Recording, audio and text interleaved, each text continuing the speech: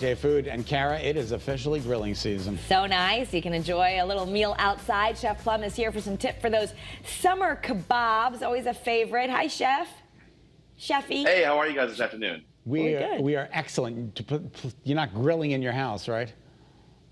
I'm not. I got the grill pan on over here. Okay. I thought about taking the camera outside, but I don't know. It's a little windy still down here in Newtown, so I didn't do it. I thought it might be in the microphone and be crazy. But you're right. It's grilling season. One of my favorite times of year. It's a beautiful day out there today, and what an easy thing to do for a dinner. Kebabs. I think we kind of forget about kebabs, like shish kebabs, where you take the sticks like this and you put things on them and you throw them on the grill. I mean, it's an easy dinner, isn't it? So easy. You can have everything you need right there, right? Meat and vegetables. Absolutely. Yeah. But let's talk a couple of tips when we do. There's a few, I don't want to say mistakes, but things I've learned as being a chef that makes life a lot easier. And one of the biggest complaints you get when you make a kebab and you're using these bamboo sticks like this, they burn, right? So the tips will burn off and your stuff. But here's what you want to do. You want to grab a small pot like this, or small container like this. I take a bunch of these skewers, right? And I'll do this an hour ahead of time. I'll put them in here like this, or get the bigger one. There we go. That's what I wanted, the bigger one. And then what I do is I'm going to put some water or some liquid in here so you can see it better, okay? I mean, so you can, they get wet and they soak in that moisture. They don't dry out. They don't burn. So you can put water in here, or if you got a little leftover wine, put some wine in there. Put something with a little bit of flavor. What that's going to do is soak into those sticks and keep them from burning on the grill.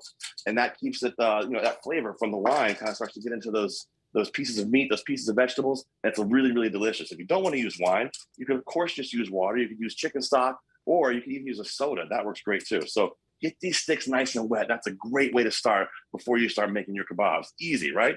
Makes sense. It's so funny how many things in the culinary world are just like, oh, that makes sense. I can't tell you how many times in my life I've done that. All right, so we've got our sticks soaking here.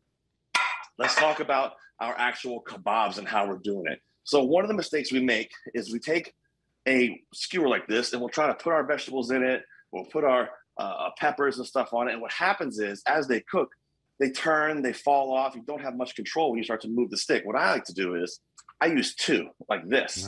So I'll take two skewers and then I'll put things through it like this. So now when I'm grilling it, I have total control over this and I can move it. And no matter what happens, it's not going to fall off there. So it's a really good thing to do. So try to use two if you can. Yeah, it makes a lot of sense, doesn't it? Also, same thing when you're doing your meats, right? So I've got some chicken here, two skewers. I've skewered it through. Now, I don't like to put chicken and then some vegetables on one skewer and then kind of put it on the grill. Here's what happens. When you do that, the chicken cooks faster than the vegetables, or the vegetables cook faster than the chicken. And one turns to mush or one gets overcooked. So keep them the same. Do one skewer for your protein like this, or do one skewer for your vegetables like this. Don't mix it up, right? Keep one vegetables, one chicken or protein. It just makes it so they cook the same amount of time, which is kind of the most important thing. I've got a little beef here on a single skewer like this, as you can see.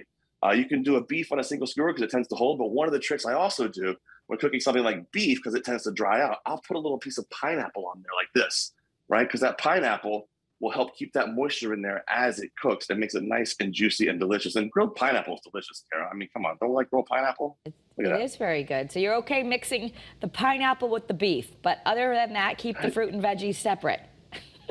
I keep your veggies separate. You know what? Let me wash my hands so I'll talk to you about that. I keep my veggies separate, like I said, because one takes longer to cook than the other. So the one I'm going to overcook and one I'm going to undercook once they're proper. So if you keep them separate, it makes life a lot easier. Now, one of the other tricks you want to do is, here's my pan. I've got some chicken made up here.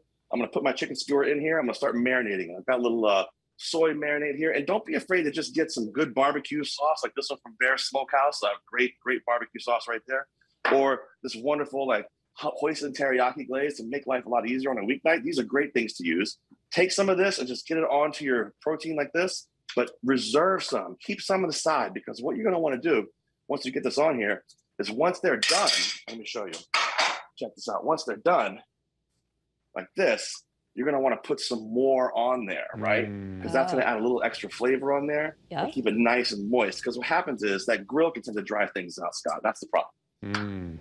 Okay. So do you need to salt and pepper the meat even before you put barbecue sauce or marinades, or do you just put the marinade on? Yes. And this is over the years of hanging out with you guys and cooking food with you and doing the show. You saying that makes me so happy, because absolutely, you want to salt and pepper these things before you put them on the grill.